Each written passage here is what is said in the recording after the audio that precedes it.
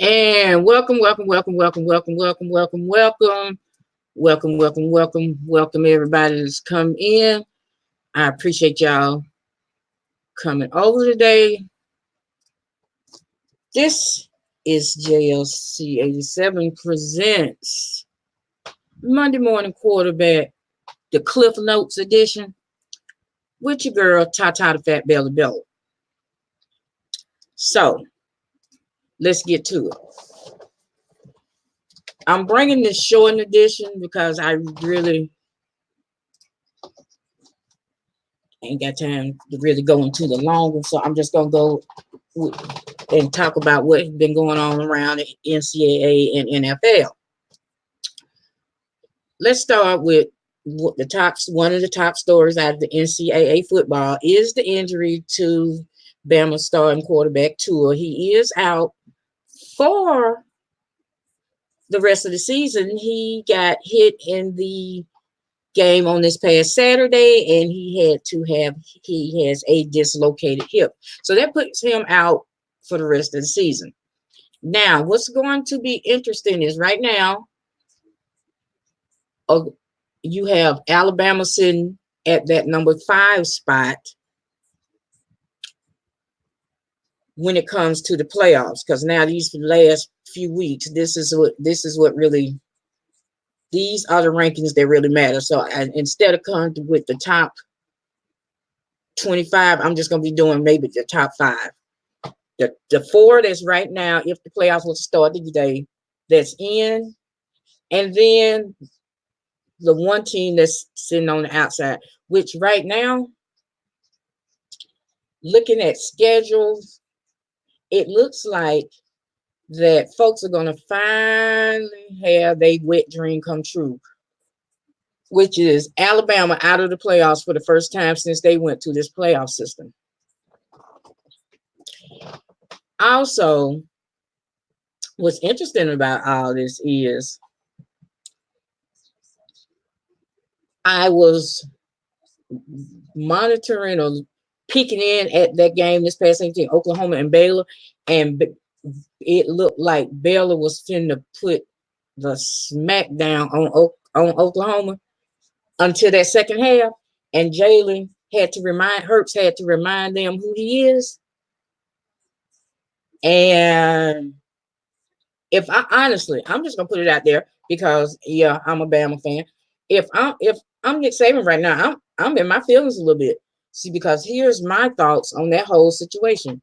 I really do believe if Saban had pulled Tua out of that championship game, 2 things. Bama probably would have won that championship game, and 2, Jalen would still been at Alabama. You would have had a experienced backup quarterback for when things like this go on with Tua, because honestly, in my opinion, it's time to move for Alabama to move on from Tua. He's too injury prone. It's the ankles, and now he took that hit, and now his hip dislocated, and he's out for the rest of the season. You don't know how he's going to be when he comes back. So yeah, I think as much as I admire Nick Saban as a coach, I call him the mad scientist of football when it comes to coaching football. I mean, I got to give the man his props. He missed it on this one. He mucked it up on this one. And like I say, from the rankings that came out on Tuesday night, you got Alabama sitting out on the outside looking in. Let me see if I can bring this up for y'all. I want to welcome everybody again that came into the chat. I know I've been lacking with this, but between being busy and still trying to get my health back, I was like, okay. So I'm just giving y'all a CliffNotes version of this today. Please make sure to thumbs up this video if you haven't already, or thumbs down. Either way, you took time to watch it, and it is greatly appreciated. Now, let me bring this up. As of right now, and I'm going to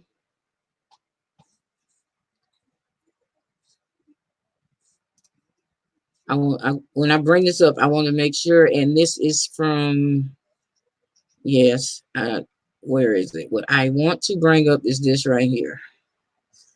I want to bring up I want to bring up this right here. Okay. Let me do a share. Listening and drive. Welcome, Janice. Thank you. Let me do a share screen. Okay, let me do a share screen. Chrome tab right here. Share. Okay.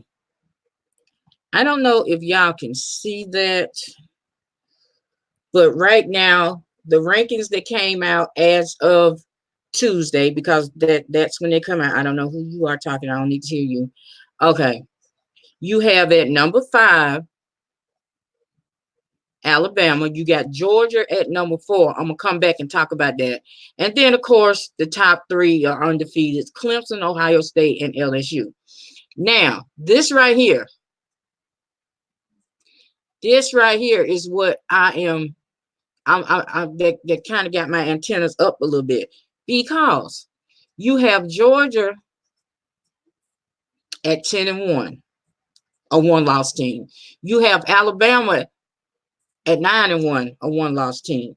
Alabama lost to the team that is now at number 1, which is LSU, which I think when they played, LSU was number 2 and Bama was number 3, or LSU was number 3 and Bama was number 4. You got Georgia sitting here at number 4, who lost to a unranked team. Alabama lost to the team that was ranked above them, but they're sitting outside looking in. And like I said, if it goes from the looks of it, if it stays this way, everybody wet dream is going to come true, which is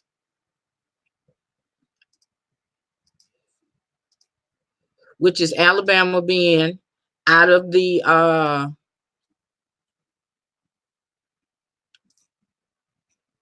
playoff picture for the first time since they started, which I have no problem with that. But if you're going to do that, don't have the team that's keeping them out be the team that lost to an unranked team.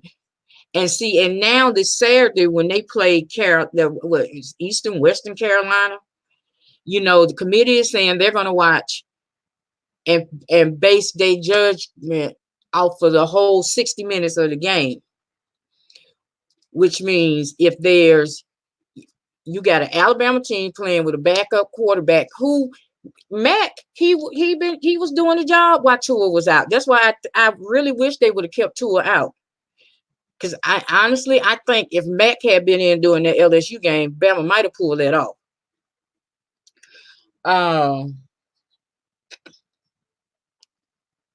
But it's going to be real interesting, because you got that against Carolina this weekend, and then of course next weekend for Bama is the Iron Bowl.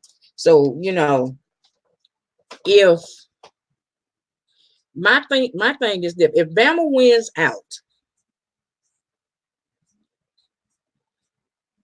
that would put them at 11-1.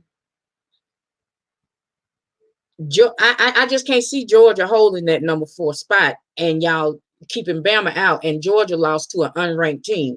Bama's only loss was to a ranked team, a team that was ranked higher than them. So I don't get that, and that's not me being biased. That's just me, using my brain.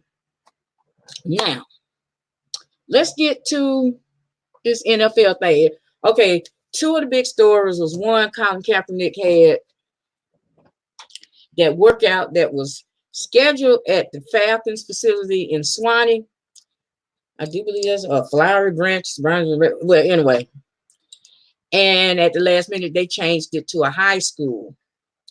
Okay, Stephen A. Smith had a problem with that. Saying that Kaepernick really don't want to be in the NFL. It was all a publicity stunt. And I don't know if y'all saw that exchange. He been catching flack for it, especially from Willie D. If y'all don't know who Willie D is one of the members of the Ghetto Boys, and he been calling Stephen A. Smith a Uncle Tom sellout for the longest time. So let me go here. I'm gonna share some with y'all.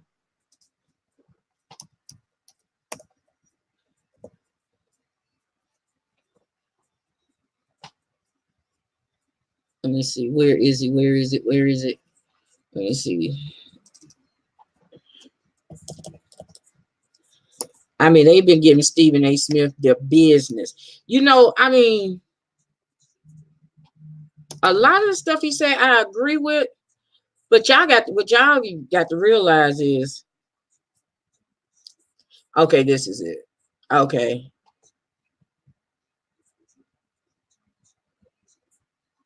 Stephen A. Smith and T.O. went face to face and had I'm trying to bring up that clip. Like I said, this is a cliff note unplanned, because I just didn't anyway.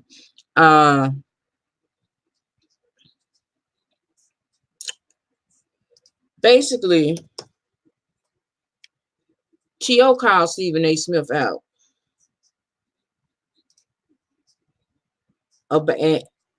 and checked him about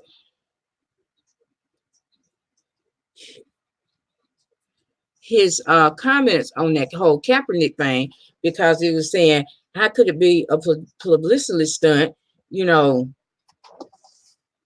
And then, you had Jay-Z trying to come out and comment against Kaepernick, but I just really don't take none of I take his stuff when it comes to, anything on Kaepernick now with a grain of salt, because you're a part of the machine. You are owner, so you part owner, so it's all about your bottom line.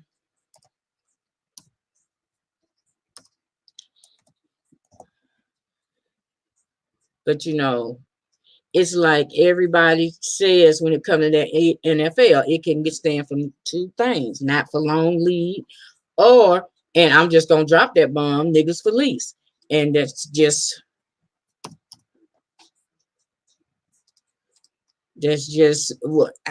my feelings. Okay, let me see some.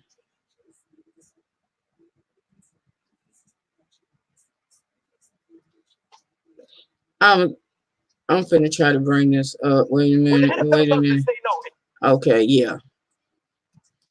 Let me share this screen and let y'all welcome to everybody just entering the room. This is just a quick Cliff Note edition of the Monday morning quarterback with your girl Tata, ThePhatBelly Bella. And I'm going to play a clip with T.O. and Stephen A. Smith. He was on First Take today. Let me see. Can y'all see that? Okay. I'm going to make this full screen. And full screen. I got it shared. Okay, wait a minute. There we go. Let's hear what went on. If he doesn't do everything we say, there will be those in the media. In this case, it was you saying bad Kaepernick. But meantime, that's not a good enough reason for him to sign away his rights. Okay, first of all, nobody told him to sign away his rights. I never said that. The fact of the matter is that his lawyers could have handled that and insisted upon. Wait a minute, no, they could have handled it. They didn't give him enough time to. But wait a minute, no, they gave him the waiver Wednesday. You heard nothing from them until Friday night. The NFL, which Colin Kaepernick's camp did not deny, got the new waiver 12:30, 2.5 hours before the workout. And at 2:30 p.m., when the NFL said that was unacceptable, Colin Kaepernick's camp informed the media that he wouldn't be there. His camp said standard waiver. Wait a minute, but that's right. So why wasn't it acceptable? But no, forget all of that, because that's not where I'm going. Because you on this show because of my position. So allow me to say what my position is. Oops. When you use the word suboptimal and all of this other stuff, I ask you a very simple and rhetorical question somewhere. You're sitting here and you've gotten Kaepernick's side. What if you found out that, and I'm not accusing. Oh, and this clip is courtesy of ESPN. I do not own the rights to this clip. Found out that what Colin Kaepernick was saying was untrue, and you had gone on the airwaves in support of him. Believe it was true. I would look dead at the camera and say I was misled or lied to, depending on the extent of it, by Kaepernick. And what I am saying to you that based on my communication with his camp leading up to the workout, I feel misled. That is what wait. But this is what I want to get at. Right there, stay right there. In spirit, I understand. And the NFL. Welcome to all new people in the chat. Please make sure to thumbs up the video. If this is your first time over here, please subscribe and hit the notification bell for me. No, because what you're missing, Max, is you're talking about the NFL's actions. I'm talking about the words that came out of their mouth to me directly, the level of desperation. I have spoken to owners. I have spoken to executives. I have spoken to NFL officials. I have spoken to Players Association officials on behalf of Colin Kaepernick. Hey, Lady P. Of Colin Kaepernick. Well, you're going to sign away his rights for that? No. What I'm saying to you is this. I and numerous others who don't have this platform but are in the media, we all share the frustration. So that's where this comes from. If T.O. or Eric Reed or anybody else disagrees with that, nothing but respect. But for it to then be an indictment against me, I'm not backing up T.O. I'm not backing up one bit. I'm not running from where I stand, how I feel, what I express, and why. Well, you shouldn't. And Max alluded to earlier of what you've had to endure, the hardship, things with your mom, this, and that, and the other. But just because you had to endure those hardships, you can't expect somebody else to endure those same hardships. But I didn't bring that up. That was Max. I get that, but like I said, I'm just segueing to what he said. I'm just trying to. Is it me or did T.O. get better looking the older he got? Knowing that we have gone through some of these things, you have gone through some of those things with white bosses or whatever the case may be. I have. Right. So why do you feel that Colin Kaepernick should have to do the same thing? He believes in what he believes in. He's standing in his truth. Or you have a platform to help change the narrative. Some black people get to be treated like that. Exactly. It's black advocacy, cultural allegiance. Dr. Michael Eric Dyson was on this show Monday, and he said the same thing you said. He said the same thing Max said. He said the same thing I'm saying, all rolled up into one. Because we understand the importance of unfairness and addressing it, and you have spoken to that on many occasions, T.O. The issue in question, however, is this. Knowing that that is the reality, how do you strategize to work your way around the minefields in order to facilitate getting what you want? So you might have the approach, T.O., hell with that, I'm coming out swinging. Right, but we have to band together, and you're in a position to do that. It starts with one, and you have a platform to do that. Everybody watches this show. But are you ignoring the fact that I'm saying I did that? Are you ignoring the fact that I'm saying? How are you saying that, T.O., but ignoring the fact that I'm pointing out over the last several months? That's exactly what I was doing. And then the stuff that happened Saturday happened. How do you ignore that? So why do you feel that everybody is attacking you then? It's just not coming out of nowhere. Why do you feel that everybody's coming at your head all of a sudden? Because they feel that I'm being harder on him than I should be, when I believe what all of y'all are missing is what I'm saying. Everybody. No, I'm saying everybody. I think everybody's missing this one point. That's it. This one point that I'm trying to make. Yo, there are others fighting for you. Show up for the workout. It's almost like, in a sense, it's almost like what we see from you, Stephen A., being who you are and the platform that you're on and what you're saying, and you keep saying we're missing this one point. What I see is almost like you're telling Colin, shut up and play. It's equivalent to what Laura Ingram was trying to tell the basketball players, shut up and dribble. Nobody's not going to continue to keep doing that. You can't just dictate and tell us when to do, how to do it, and where to do it. That's not going to fly with us. Well, T.O., first of all, it's a couple of things. I think that's patently false. And with all due respect, let me explain. I think that's patently false, and dare I say, relatively ignorant on your part. And I'm going to take okay, I'm just telling you what it seems like. I got it. I got that part. What I'm saying to you is you have advisors as well. People who tell you the best way to go about doing things. Everybody that's smart has that. It's and not that's what his advisors did. They told him not to sign the waiver. Okay, so what I'm saying to you, that's fine. But what I'm saying is, at the end of the day, if you want a job, you know what the obstacles are, and you have an army of people fighting for you. You don't have to sign the waiver. You don't have to do it. I'm not saying he should have had the workout, period, and that's that. What I'm saying is, you don't move the workout 51 miles away where you know good and damn well it wasn't about your athleticism, it wasn't about your arm strength, it wasn't about whether or not you can make growth. They wanted to talk to you because what they really, really wanted to do was find out whether or not you were going to capitulate to what they wanted. Thanks for watching ESPN on YouTube. For more sports highlights and analysis. Okay, Stephen A. Okay. So that's what went on between Stephen A. and T.O. But is it T.O. getting better looking the older he got? But anyway, I'm torn on this because my thing is this.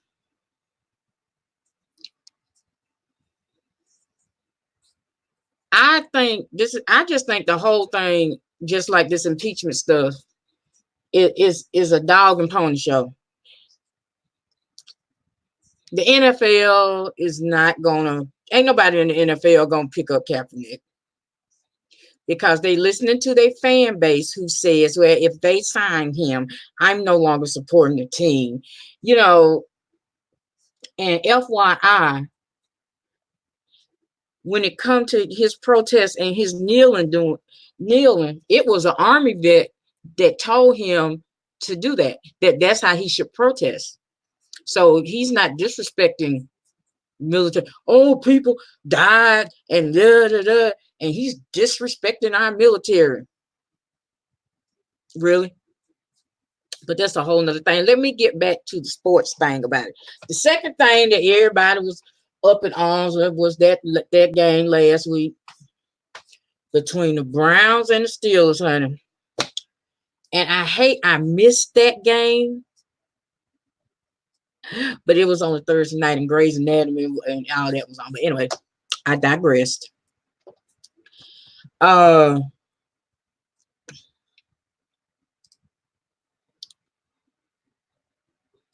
It was the brawl that was seen around the world. Which at the end of the day, Myles Garrett is suspended indefinitely because he hit the Steelers quarterback across the head with his own helmet. I'm sorry, how the hell you get knocked upside your head with your own helmet? That's not getting shot with your own gun. I'm just saying, Jesus, this year. But now today, Myles Garrett has, of course, they got the union and he appealed it saying that quarterback let a racial slur slip out his mouth. And if that is the case,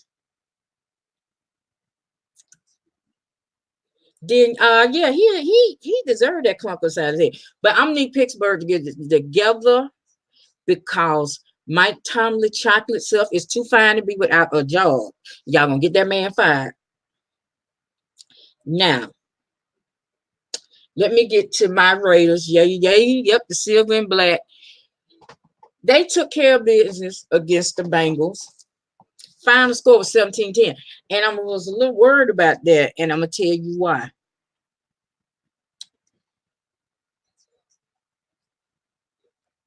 We are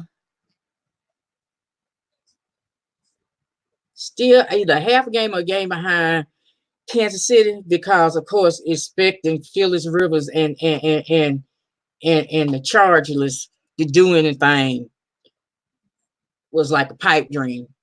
Had they had the Chargers beat the Chiefs, then that would have put the Raiders in the top spot in the AFC West. But right now, I think we're both sitting at 6-4. No, they're sitting at 7-4. We're sitting at 6-4. So we go in. So the Raiders play the Jets this weekend, and while everybody is saying that the Raiders it's a guaranteed win, and I'm gonna tell you why. Because the Raiders were only able to put up 17 points on 0-9, not 0-10 Bengals, and the Jets have shown you that they can throw a monkey wrench in your whole program. So the Raiders gonna have to step it up on offense and defense against the Jets. I'm sorry, that's just how I feel. They are gonna have to do it. Plus, I do believe we're going to the Jets. The Jets now already pulled off what I think 2 of their wins was against teams that everybody just knew that they was going to demolish them, and it didn't happen like that. And when I looked at these games, while on paper it's a guaranteed win for the Raiders, I'm just not confident in saying that, oh, they're gonna come out with a win on this one. I'm not. I'm sorry, Raider Nation, but that's just how it is because of the way that Bengals game went, and they were at home. They were in the black hole and was only able to put up 17 points on an 0-9 team. I mean, a winless team held you to 17 points and was able to put up 10.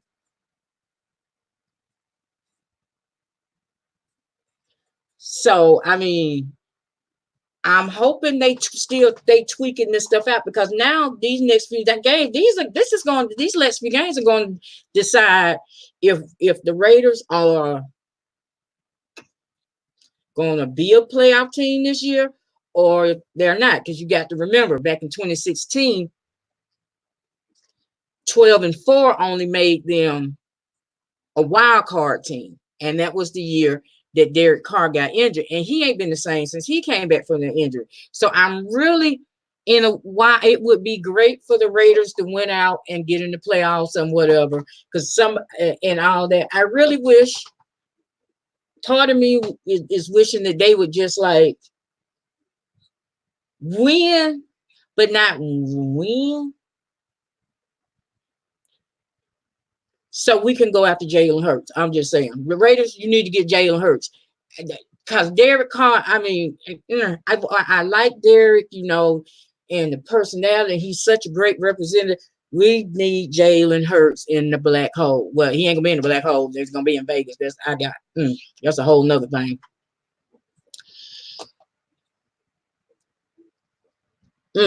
So yeah, it's just gonna be real interesting. And I think the night you have the Texans going up again and the Colts going at each other, I'm not gonna watch the game. I will probably catch, the highlights on Red Zone or something like that, because this is I don't know you. Who is this? I don't know you. I'm sorry. I'm gonna have to hit you back. Only because it's the final finale to my shows, and I'm not gonna miss that. But I will be, checking in on the scores and the stats and all that. This is going to be now. This is really when college football and the NFL pick up the pace, and these games really start mattering, because we're going into the college playoff season, and then these is determining in the NFL who's going to be where. But like I said, that Myles Garrett situation, that's going to be really interesting, because what I noticed about it is everybody got suspended except for the person that started the fight. Now, the Steelers quarterback started this fight when you didn't like the way you got hit. Okay, so you kicked this man in his privates, and then when you go in there and you hit him, you swap at him again, and I guess that's when he was like, "Oh, okay, I'm sick of you," and you got clocked with your helmet. I'm just saying, hey, but Myles Garrett got suspended indefinitely. Another player got like a 1-game suspension. Another one got like a 3-game suspension. Both organizations got fined $250,000, and you just sitting there and nothing happens to you, really? And you started the fight? This gonna be real interesting. Like I said, this is was just a Cliff Note edition of the Monday Morning Quarterback. Just because it's been so much going on, and I've been really ignoring my core content that I actually do over here. So I want to thank anybody that took time to come and listen and watch. Like I said, this is just a little quicker. This is just me giving my thoughts about what I thought that was going on. So just to recap, Tua is out for the season. These next 2 games are going to determine if Alabama make it to the playoffs, or if everybody's wet dream gonna finally come true, and Alabama is not gonna make the playoffs for the first time since they started this playoff system. Myles Garrett has filed an appeal. He's claiming that the quarterback let a racial slur slip out.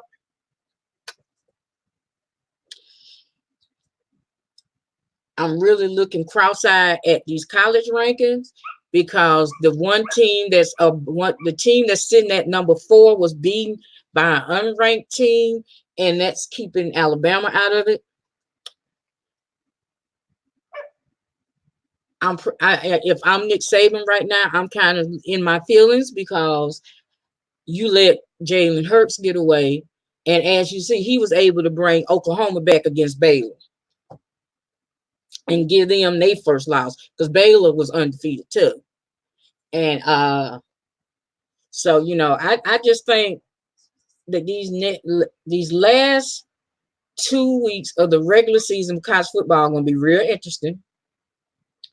And the NFL finna really get interested because I glanced at some of the matchups. And yeah, this is gonna be really, really, really, really, really, really, really, really, really some real interesting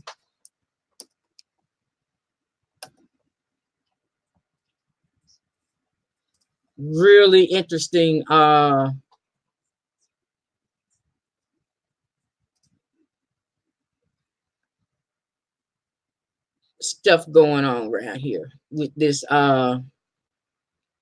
when it comes to I'm just gonna be keeping a close eye, really, really, really close eye on these last little games. Well, everybody, I've been on here for almost 40 minutes. I didn't expect to be on here this long. Because like I said, this was just a little quick cliff note edition, me giving my thoughts on what's been going on. I have a more in-depth and more detailed edition coming up for y'all on this upcoming Wednesday. Like I say, I moved it to Wednesday because the college playoff rankings come out Tuesday night at 7 o'clock, and I won't include all of that. So I will be, like I said, peeking in on that game tonight, seeing what the outcome and how that's going to go. And I'll probably come on maybe tomorrow with the full rundown of all the games that's going to be going on around the NFL and the NCAA college football. Well, everybody, it's your girl, Tata ThePhatBelly Bella. I want to thank everybody for coming over and watching. And before I leave, I want to leave you with this.